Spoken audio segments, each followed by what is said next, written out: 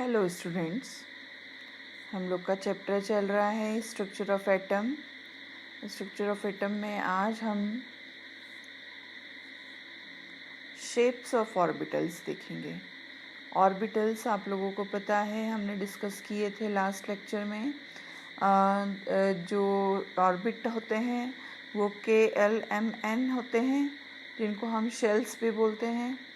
इन्हीं शेल्स में सब शेल्स प्रेजेंट होते हैं, S, P, D, F, और इनके फिर ऑर्बिटल्स भी होते हैं। तो वही ऑर्बिटल्स के शेप आज हम लोग देखने वाले हैं कि जैसे S ऑर्बिटल है उसका क्या शेप होता है, P ऑर्बिटल है उसके P के भी फिर P सब शेल के 3 ऑर्बिटल्स होते हैं, PX, PY, PZ। इसी तरीके से D सब शेल है, D सब शेल के 5 ऑर्बिटल्स होते हैं, DXY, DYZ, DX square minus Y square और DZ स्क्वायर। इस तरीके से 5 सब शेल्स होते, इनके 5 ऑर्बिटल्स होते हैं। आज उनके हम शेप्स देखने वाले हैं। सबसे पहले हम बात करेंगे S ऑर्बिटल की। S ऑर्बिटल का जो शेप होता है वो स्फेरिकल शेप होता है।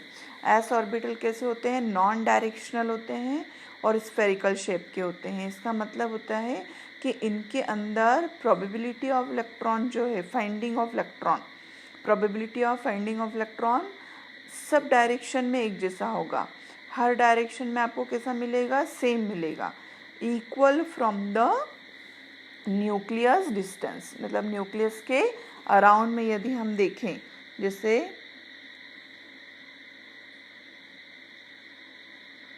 हम बात करें इसकी, तो इस तरीके से यदि हम इसको सर्कल में देखें इस पर्टिकुलर रीजन में, तो आपको प्रोबेबिलिटी जो है इलेक्ट्रॉन फाइंड होने की वो कैसी मिलेगी? सेम मिलेगी। तो इस तरीके से जो S ऑर्बिटल्स होते हैं स्फेरिकल शेप के होते हैं। इसमें जो फर्स्ट 1s जो ऑर्बिटल होता है वो कैसा होता है? जहाँ पर फाइंडिंग ऑफ इलेक्ट्रॉन की प्रोबेबिलिटी मैक्सिमम है। क्यों? क्योंकि यहाँ पर क्या हो रहा है, ये न्यूक्लियस के बहुत पास में है। जब हम बात करते हैं हायर S में, जिस 2s की बात करें, तो 2s में एक रीज़न आपको मिलेगा जो नॉन डॉटेड दिख भी रहा है आपको, जहाँ पर मेरा पॉइंटर जा रहा है। ये वाला रीज़न ऐसा है जहाँ पर प्रोबेबिलिटी जो है इलेक्ट्रॉन फाइंडिंग की ऑलमोस्ट ज़ीरो है, तो इसको हम नोड बोलते हैं। This is called node. ये जो मैं आपको पॉइंटर से सर्कल दिखा रही हूँ, दिस इज़ कॉल्ड नोड। यहाँ पर आपको इलेक्ट्रॉन नहीं मिलेगा, मतलब फाइंडिंग ऑफ इलेक्ट्रॉन की प्रोबेबिलिटी क्या होगी? न्यूक्लियस से पहले बढ़ेगी, फिर उसके बाद में डिक्रीज़ होगी और फिर इंक्रीज़ होती है। क्यों होती है बीच में डिक्रीज़? क्योंकि आपको नोडल मिलने वाला है, वहाँ पर नोड मिलने वाला है। तो इस तरीके से S ऑर्बिटल का ऐसा शेप होता है, 1s का, 2s का। अब 3s की यदि अपन बात करेंगे तो ये है 3s। 3s में आपको क्या होगा? ये यहाँ पर सेंटर में न्यूक्लियस होगा, इलेक्ट्रॉन मिलने की पॉसिबिलिटी बहुत ज़्यादा मिलेगी। फिर आपको एक नोड वाली प्लेस आ जाएगी, ये नोड, ये फर्स्ट नोड आया। यहाँ पर क्या होगा? इलेक्ट्रॉन की प्रोबेबिलिटी जो है मिलने की वो लगभग ज़ीरो मिलेगी। फिर उसके बाद में क्या होगा? प्रोबेबिलिटी फिर बढ़ेगी और फिर वापस से अपने को डिक्रीज में मिलेगी, और यहाँ पर प्रोबेबिलिटी क्या मिलेगी? ज़ीरो मिलेगी। मतलब कि कुल मिला करके आपको यहाँ पर जैसे 1s में आपको एक भी नोड नहीं मिलेगा, 2s में आपको एक नोड मिलेगा, 3s में आपको 2 नोड मिलेंगे, यदि आप 4s की तरफ जाएंगे तो आपको 3 नोड मिलेंगे। इस तरीके से आपको आगे नोड इसमें अंदर मिलेंगे। याद रखना बच्चों, नोड या नोडल सरफेस एक ही चीज़ होती है, जहाँ पर फाइंडिंग ऑफ इलेक्ट्रॉन क्या होती है? प्रोबेबिलिटी बिल्कुल ज़ीरो के लगभग होती है। अब हम बात करें p ऑर्बिटल की, तो p ऑर्बिटल्स इस तरीके से होते हैं। ये कैसे होते हैं? डायरेक्शनल होते हैं। ये XYZ एक्सिस में अपने लोब्स कंटेन करते हैं। ये जैसे हम बात करें p ऑर्बिटल, p सबशेल के 3 ऑर्बिटल्स होते हैं, PX, ये PY और PZ। इस तरीके से तो PX कैसा होगा? X एक्सिस में इस तरीके से इसका लोब प्रेजेंट होगा, जिसको हम डम्बेल शेप बोलते हैं। ये PY है, Y एक्सिस पर इसके इस तरीके से अपने को लोब मिलेंगे। और यहाँ पर ये Z, इस तरीके से इसके लोब अपने को मिलेंगे।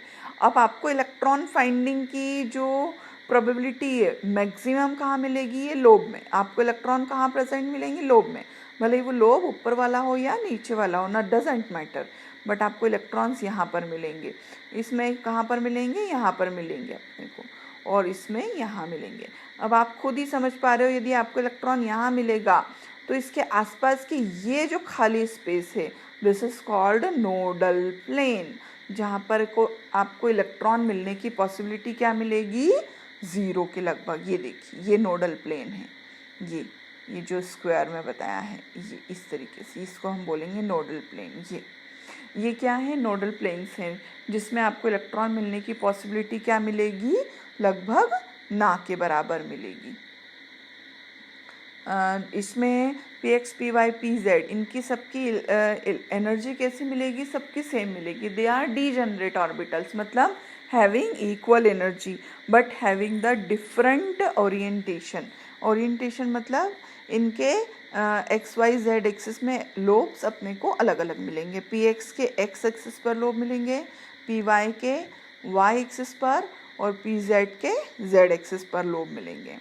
फिर इसके बाद में हम बात कर रहे हैं डी ऑर्बिटल के शेप्स की। ये है डी ऑर्बिटल, ये है आपका D X Y, D Y Z, D X Z, D X square minus Y square, और डी जेड स्क्वायर।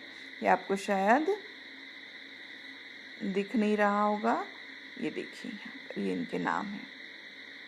ये डी एक्स वाई है यहाँ पर, ये डी वाई जेड है, ये डी एक्स जेड या जेड एक्स भी बोल सकते हैं, D X square minus Y square, और डी जेड स्क्वायर। ये इस तरीके से ये डी जेड स्क्वायर है। इनके लोब्स आपको कैसे मिलेंगे, ये देखिए, इस तरीके से अपने को उनके लोब्स मिलते हैं। अब इनके लोब्स आपको कैसे मिलेंगे, या तो ऑन द एक्सिस मिलेंगे या बिटवीन द एक्सिस मिलेंगे। अब आप देख रहे हो कि इसमें आपको लोब्स कैसे मिल रहे हैं, डी एक्स वाई में एक्स एक्सिस और वाई एक्सिस के बीच में आपको इनके लोब्स मिल रहे हैं। ये डी वाई जेड में आपको वाई और जेड एक्सिस के बीच में आपको लोब्स मिल रहे हैं। ऐसे ही एक्स जेड में इस तरीके से बिटवीन द एक्सिस लोब मिल रहे हैं। और जो लास्ट के 2 ऑर्बिटल्स हैं ये वाले, इनके ऑन द एक्सिस लोब्स मिलते हैं।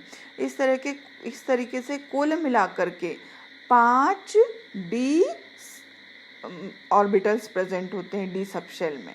डी सबशेल के टोटल 5 डी ऑर्बिटल्स प्रेजेंट होते हैं। ये पांचों D orbital all are having same energy but different orientation. इसमें शुरू के 3 बिटवीन द एक्सिस लोब मिलेंगे और लास्ट के 2 के on the axis along the axis lobes मिलेंगे। तो इस तरीके से शुरू के 3 को हम T2G ऑर्बिटल्स भी बोलते हैं। ये जो शुरू के 3 हैं इनको हम T2G ऑर्बिटल्स भी बोलते हैं। और लास्ट के जो 2 हैं उनको हम EG ऑर्बिटल्स बोलते हैं। T2G यानी ट्रिपली डी जनरेट और EG यानी डबली डी जनरेट। इस तरीके से ये हमें इसके अंदर इसके लोब्स मिलेंगे। और फाइंडिंग ऑफ इलेक्ट्रॉन की प्रोबेबिलिटी कहाँ मिलेगी, लोब्स के अंदर मिलेगी। इसके बाद में ये मैंने आपको यहाँ पर इसके नोड्स भी बता दिए हैं। 1s में कितने नोड मिलेंगे, 0, 2s में कितने नोड मिलेंगे, 1, और 3s में कितने मिलेंगे, 2। ऐसे ही हम 2p की बात करेंगे तो आपको 0 नोड मिलेंगे। 3p में कितने नोड मिलेंगे अपने को, 1 नोड मिलेगा। 4p में कितने मिलेंगे अपने को, 2 नोड्स मिलेंगे। ऐसे ही d की बात करें 3d में आपको 1 भी नोड नहीं मिलेगा, और 4d में आपको 1 नोड मिलेगा, 5d में 2 नोड। f की बात करेंगे तो 4f में 0 नोड मिलेगा, 5f में 1 नोड मिलेगा, और 6f में 2 नोड्स मिलेगा। तो इस तरीके से इसके अंदर ये नोड्स प्रेजेंट हैं। इसके बाद में मैंने आपको यहाँ पर शॉर्ट में थोड़ा सा कुछ एक इम्पॉर्टेंट पॉइंट्स भी मैंने आपको हर ऑर्बिटल के बारे में बता दिए, जैसे शेप ऑफ एस ऑर्बिटल के बारे में जो अभी अपनी चीज़ें यहाँ पर अभी समझी थी वही चीज़ मैं आपको यहाँ पर नोट्स के फॉर्म में भी दे दी है। You will prepare the notes and diagram also. ये 2s के बारे में दी है जानकारी। फिर यहाँ पर ये पी ऑर्बिटल के बारे में दी है और ये लास्ट में डी ऑर्बिटल के बारे में दी है। यहाँ पर हाथ से इसको पेन लेकर के लिखा हुआ है, इसलिए मे बी पॉसिबल आपको यहाँ पर थोड़ा सा डिफरेंट मिलेगा, लेकिन आप बुक में से देख करके सही नाम लिखेंगे डी ऑर्बिटल्स के। तो इस तरीके से ये शेप ऑफ ऑर्बिटल अपना ख़त्म हुआ है। ये हमारा इस चैप्टर का ये वाला टॉपिक ख़त्म हुआ है, शेप्स ऑफ ऑर्बिटल। अब अगले वीडियो में हम इलेक्ट्रॉनिक कॉन्फ़िगरेशन करना सीखेंगे।